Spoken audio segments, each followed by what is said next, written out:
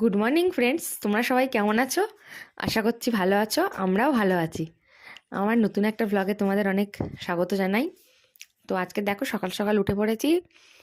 তারপরে এই সকালের দৃশ্যটা একটু তোমাদের দেখালাম। তারপরে এই দেখো চা করে নিচ্ছি। সকালবেলা চা না হলে ঠিক সত্যিই জমে না। তো তারপরে আর তেমন কিছু তোমাদের দেখানো হয়নি। তো তারপরে একেবারে সোজা চলে এসেছি বাপের বাড়ি। তো সেখানে দেখো আমার বোন একটা খুব সুন্দর স্ত্রী করেছে। তো ওই যে বললাম সেই যে পাড়ার যে একটা বোন তার বিয়ে। তো সেই স্ত্রী করার দায়িত্বটা হচ্ছে আমার বোনেরই পড়েছে। দেখো স্ত্রীটা কি সুন্দর হয়েছে। তোমাদের যদি ভালো লাগে অবশ্যই লাইক কমেন্ট অ্যান্ড শেয়ার করে দিও।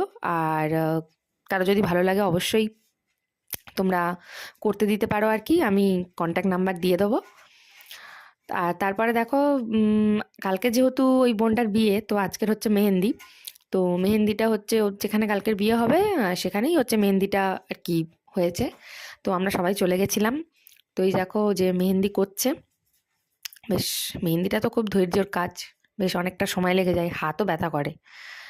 তো এই যে দেখো মেহেন্দিটা করছে, মেহেন্দিটা খুব সুন্দর হয়েছে। তো আমরা সেখানে গিয়ে বেশ খুব নাচানাচি করলাম আর কি, মোটামুটি আর কি যতটুকু হয় করলাম নাচানাচি একটু আধটু। সে কিন্তু সেই নাচের ভিডিও আর কেউ সেরকমভাবে করেনি, আর তোমাদেরকে দেখানোও হয়নি। তো জাস্ট এমনি বলছি আর কি, খুব মজা করেছি আমরা। তারপরে ও তো নাচতেও পারছে না, ও সমানে হচ্ছে মানে হাত থেকে করেই যাচ্ছে আর কি, এটাই ব্যাপার। এরকমই হয়, যেদিনকার যার বিয়ে হয় সেদিনকার সে তো নাচতে পারে না, বাদ বাকি সবাই নাচতে পারে, কিন্তু তাকে ওই মেহেন্দি করতেই মানে বসতে হয়। কার কার এমন হয়েছে বা কার কার মেহেন্দি করে মানে টায়ার্ড হয়ে পড়েছে পরের দিন বিয়ে, জানিও কিন্তু কমেন্টে। আমারও হয়েছিল, উম, সারা রাত জেগে মেহেন্দি করতে হয়েছিল। আসলে অনেকটা ধৈর্যের কাজ, সময়ও লাগে অনেকটা। আর দেখো লাস্টে এই যে ডিনারটা আমরা ওখানেই করে তারপর বাড়ি ফিরেছি।